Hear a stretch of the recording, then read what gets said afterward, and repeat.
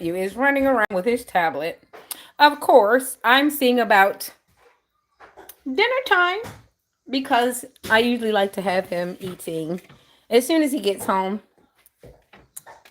so that he can relax and chillax and maybe eat some snacks before. Well, you know what? There is no school tomorrow. What are you guys doing with your kids? I plan on going to the park and maybe taking care of a few things while I have him with me because I won't have to rush because I'll have the time, right? So I'll just take advantage of that. But it's crazy. As I was on the bus on the way home, I was noticing all these churches and all the abandoned churches. And I noticed that the people that live around them don't look like they're any closer to being saved than I would have been. So I'm just trying to figure out what is the purpose of all these buildings. And they are always located in some of the roughest neighborhoods. Mm-hmm.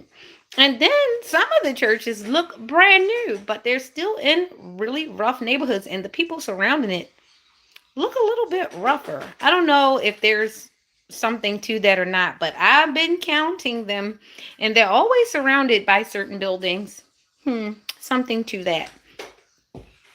And it was crazy on the way home. I always listen to different like conversations on the bus because either I'm like got my headphones on or I'm just listening to people because I mean there's nothing else really to do. I'm not talking to many people, even though I did run into one of my elementary chums on the light rail today, and we had an interesting talk, and we were talking about Miss Mbai. She was our 202 elementary teacher, and she came with a lot. She gave us a lot and she left us a lot, and we were all heartbroken when she had to leave, and we don't know why.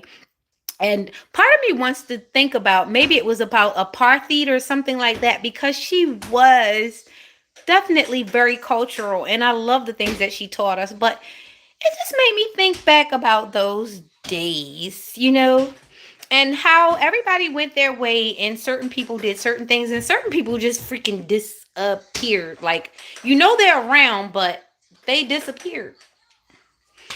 An interesting thing about when I went to 202, this lady did not come to my graduation. And now that I'm thinking about it, she missed a lot of my milestones, and she did so on purpose, only showing up to make me feel bad about whatever just happened. So it's no wonder that I'm still going through a lot of things that she put me through. And even though I got away, it seems like this person is following me.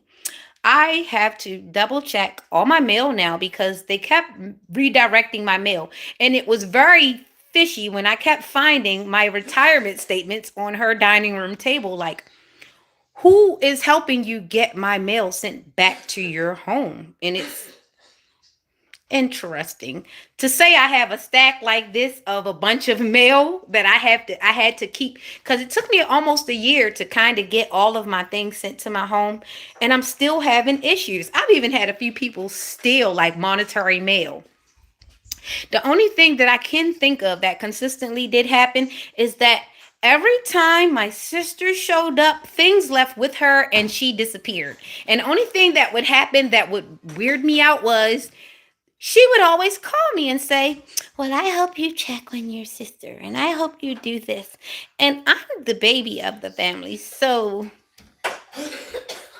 now looking back, I think there's a such thing as careful breaking. I think she was careful enough to break each one of her kids in certain ways so that it benefited her. Let me know if you've been through something like this, because as I repair myself, I realize that someone is broken. Toodles.